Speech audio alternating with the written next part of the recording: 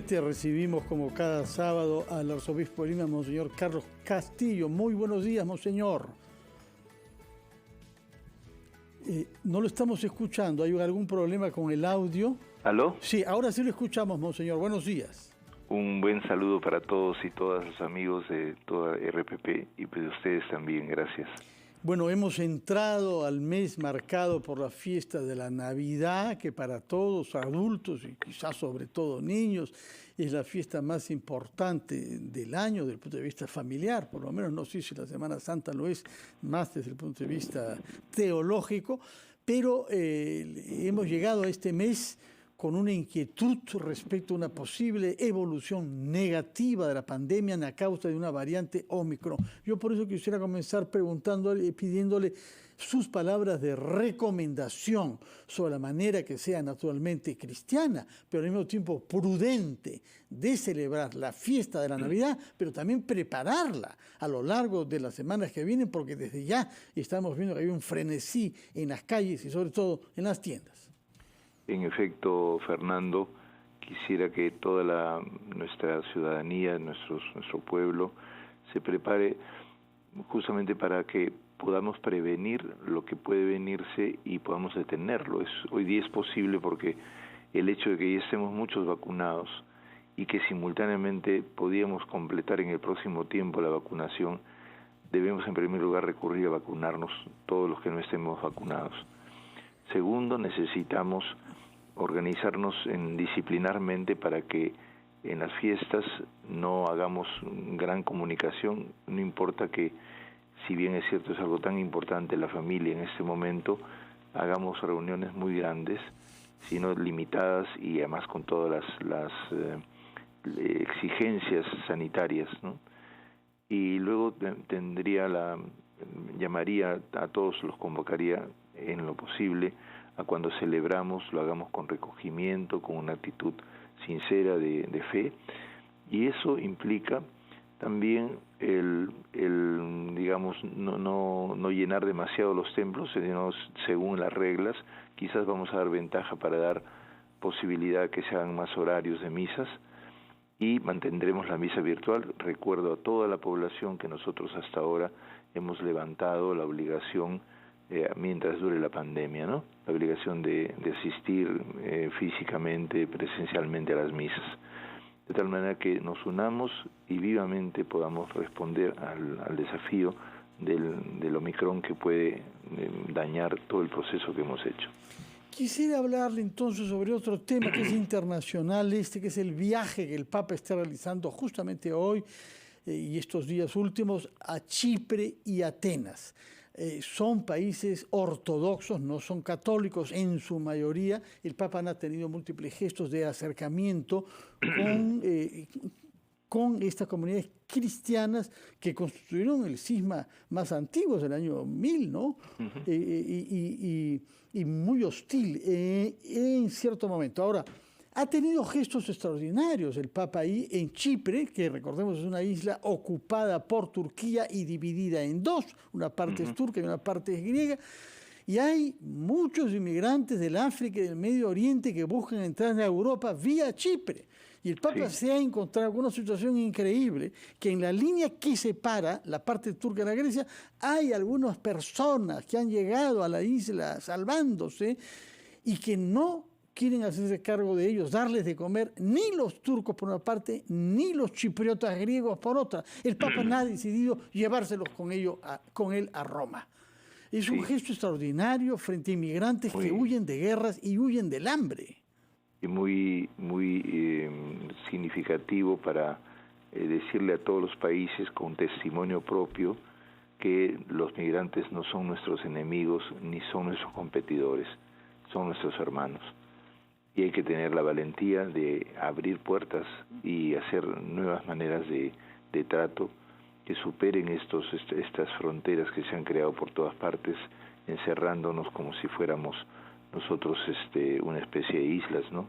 También nosotros hemos sido extranjeros, hemos tenido dificultades en otros países y todos tenemos derecho al intercambio internacional, ¿no? Por otra parte, respecto de la Navidad que se celebrará en el Vaticano, ya nos había adelantado usted que este año el pesebre en el Vaticano será hecho por artesanos peruanos. Cuéntenos, por favor, bueno, esa es una cosa bien interesante. Lo importante es que va de Huancavelica una cultura de una tradición muy fuerte, una gran capacidad de resiliencia y resistencia a lo largo de siglos, que es la cultura chopca. Y esta cultura ha logrado también integrar elementos como evidentemente la fe cristiana, pero lo ha hecho siempre desde su identidad antigua, de tal manera que es capaz siempre de hacer reemerger el arte, la música, con nuevas características, pero siempre con su identidad. Y entonces este nacimiento que se lleva es un nacimiento muy significativo, porque es como una manera de, a través de su arte y a través del sentido de fe que tienen, expresado en su lenguaje, en sus colores, en sus vestidos, en sus esculturas, tiene la misión de poder inspirar y dialogar con las culturas que van a pasar por allí, porque hay cantidad de turistas que pasan durante este tiempo y lo que se trata es de, en cierto modo, inclusive una inspiración evangelizadora, pero desde una cultura concreta que, digamos, es una idea que se le ocurrió a la embajadora Elvira, que fue muy buena, ¿no? Que es justamente la idea de que nosotros podemos comunicarnos la fe a través de la experiencia concreta de arte y de música, de vida que tenemos, y que además es el sentido con que el Vaticano acoge a diversas culturas siempre en la Plaza de San Pedro, en todos los años, para justamente producir ese encuentro, esa vida fraterna en la humanidad, ¿no? De acuerdo. Ahora, antes de ir a una pausa, quisiera que nos diga una palabra sobre esta campaña que ha lanzado el Arzobispado a través de Cáritas con la Municipalidad de Lima para ayudar a nuestros compatriotas afectados por el sismo en Amazonas. Una palabra sobre este tema antes de ir a la pausa. Sí, muy simple. Yo llamo a todos a que nos pongamos de pie y salgamos a servir a nuestros hermanos a través de la ayuda que ofrecen varias instituciones, porque nosotros hemos hecho con la Municipalidad de Lima, hay otros sitios donde también se está haciendo en otros sentidos. Vayamos a nuestras parroquias y dejemos todo lo que consideremos mejor. Está la lista de cosas que se necesita en la página web, lo mismo que en las donaciones económicas que si quieren pueden otorgar para el destino de Amazonas. La situación es grave. Ayer se ha desbordado el río, la gente está sufriendo mucho porque no hay carreteras. Necesitamos sobre todo alimento, agua limpia que pueda la gente tomar tranquilamente. Necesitamos recursos también de vivienda. Quizás el Estado tiene mejores carpas para eso, pero si podemos dar frazadas o algunos elementos que permitan justamente que las personas se cubran, les agradeceremos muchísimo y por favor movilicémonos. Tomamos nota entonces de que objetos físicos se pueden llevar a las parroquias, todas las parroquias de la arquidiócesis. Después nosotros nos encargamos del acopio en la centralización de Cáritas. Y quien prefiera donar dinero puede hacerlo vía digital a las cuentas que están en la página web del Arzobispado de Lima y de Cáritas, ¿no? También la Municipalidad de Lima ha hecho varios centros de acopio, que estén atentos, que deben estar ya en la página de la municipalidad también. Perfecto. Vamos a una pausa, luego nos escucharemos palabras del Papa y conversaremos sobre otras circunstancias de la vida en la Arquidiócesis de Lima, como el señor Carlos Castillo, el arzobispo de Lima.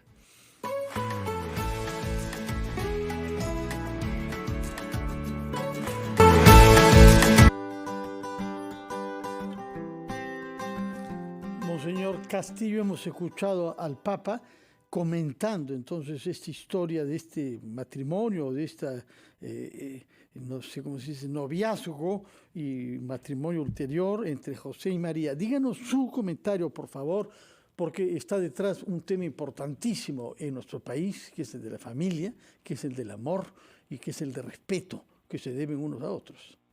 Sí, justamente la persona de José es muy valiosa en la Biblia porque nos muestra un hombre que tiene un sentido de delicadeza y de honestidad, que sabe que ama gratuitamente a una persona y que evidentemente se presenta una ocasión muy compleja, que evidentemente después tenía otra perspectiva, que era esta concepción milagrosa de Jesús, ¿no?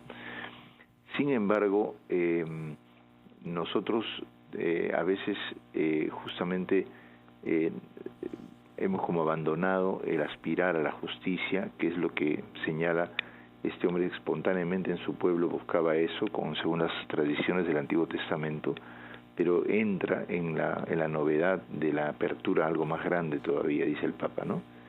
Es lo que en esta semana, el domingo de Adviento, se habla de la conversión y del bautismo de conversión para el perdón de los pecados, del cual habla Juan Bautista. Es decir, el que por lo menos mínimamente todos busquemos la justicia, porque después de eso viene una cosa mucho más grande todavía, que es la gracia del Señor, que puede venir antes también, porque de hecho el Señor nos ama gratuitamente. Lo que pasa es que en la historia de Israel había vivido tantos sufrimientos, tantas debilidades, tantos golpes, que sobre todo en la época del exilio se anunció que Dios haría caminar sobre terreno llano a su pueblo para que regresara y saliera de los entrampamientos más grandes que tuvo en su historia. Por eso se habla de que hay que preparar el camino del Señor, y Él nos ayuda porque Él allana los senderos, los valles son rellenados, los montes y las colinas son rebajados, y hay una especie de camino llano para poder andar seguro y encontrar futuro. Eso solamente se da con actitudes de justicia. Y en ese sentido estamos viendo en estos días cosas muy graves entre nosotros, ¿no? De todos los lados, pero realmente estamos indignados de cantidad de tensiones que existen, y además de mal uso de la potestad de gobierno, ¿no? Nosotros no podemos permitirnos asomos ni siquiera a la corrupción, y estamos necesitados de tener una actitud permanente de vigilancia en nuestra vida misma, porque hay estructuras coloniales como, por ejemplo, yo favorezco a mis amigos, yo favorezco a mi familia, yo tengo relaciones que tienen que ser superadas. Y esa superación se da cuando se busca la justicia, se busca hacer el bien de todos. Y eso también va para todos aquellos que en este momento están provocando una situación mayor de tensión. La tensión no se termina y nosotros necesitamos superarla realmente. El tiempo de Adviento y de conversión, sobre todo para todos los que son católicos y cristianos en la situación que vivimos ahora, y especialmente a los líderes, los llamo directamente en nombre de la fe, en nombre del Señor, en nombre de la Iglesia, a que tengamos una búsqueda honda de la justicia para poder resolver muchos problemas que tenemos y abandonar toda esta situación de tensión que no lleva a ninguna parte. Ojalá todos pudieran ceder un poco y a la vez reconocer dónde están los problemas fundamentales. Monseñor, perdón, adelante. No, en ese sentido, el tiempo de conversión nos ayuda. Estamos en un tiempo litúrgico que puede ser muy interesante para poder inspirarnos y poder recapacitar, ¿no? Y abandonar ciertos extremismos que son muy serios, ¿no? Sí, justamente el tema más importante, como lo señala usted, del pasaje del Evangelio de Lucas, que se leerá mañana en la misa, es esta idea de bautismo de conversión. Explíquenos qué quiere decir exactamente convertirse. Dice dos elementos fundamentales. Conversión se dice metanoia, cambio de la concepción de la vida, cambio de mentalidad, que es una cosa muy importante porque nosotros actuamos por una mentalidad de costumbre, que creemos que no podemos cambiar porque así son las cosas y nada más, y no se cambia nunca. Tenemos que cambiar la mentalidad del grupito, de la ventaja personal, de la corrupción, que sean una especie de aire que respiramos, ¿no? Y luego la conversión entonces de la mentalidad implica también una actitud propia de apertura a decir en qué cosas fundamentales tenemos que corregir, no cosas, digamos, secundarias, ¿no? Detalles de costumbres, más bien de digamos, ritos.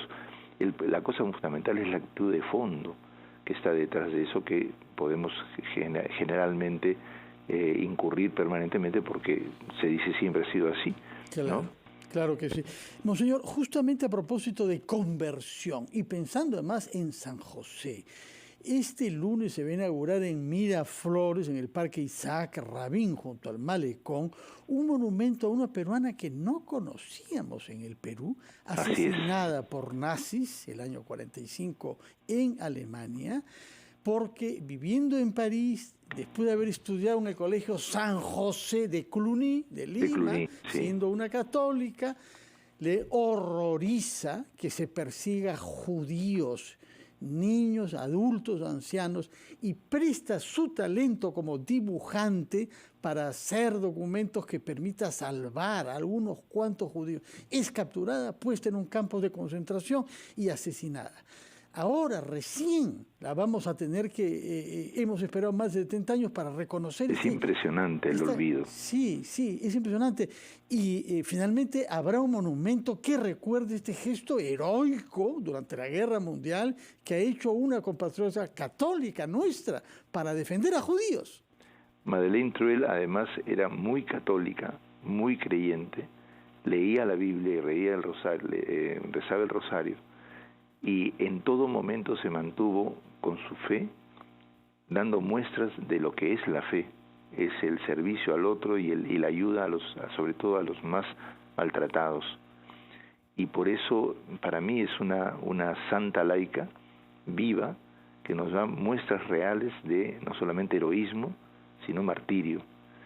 Y porque ella ha podido abandonar, ha podido ser indiferente y no lo ha sido porque sabe que hay algo hondo que la dirige en la vida, que es el servicio a los demás, el amor, la fraternidad. Bueno, gracias por explicarnos el alcance del gesto y de la vida y de la muerte de Magdalena Truel a los 40 años asesinada. Inclusive me encantaría poder estar en la bendición del monumento, no sé cómo. Ella misma es en sí misma un monumento. O sea que... El lunes a las 11 de la mañana, entonces, por lo que oigo, quizás va a estar usted presente, será magnífico, nos encontraremos. Me encantaría, tenía una tarea más, pero veremos. De acuerdo.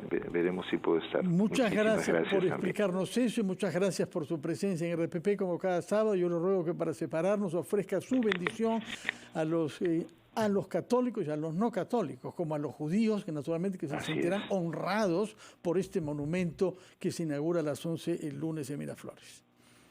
Padre Santo, te pedimos por todo nuestro pueblo, para que todos podamos sentir y vivir ejemplos como los de Madeleine Truel, que entregó su vida con total generosidad y gratuidad al servicio del pueblo martirizado y destruido judío en Francia, y que fue martirizada y torturada en Alemania, y que nos es ejemplo de vida, de cómo una vida honesta puede ser una base indispensable para poder transformar el mundo.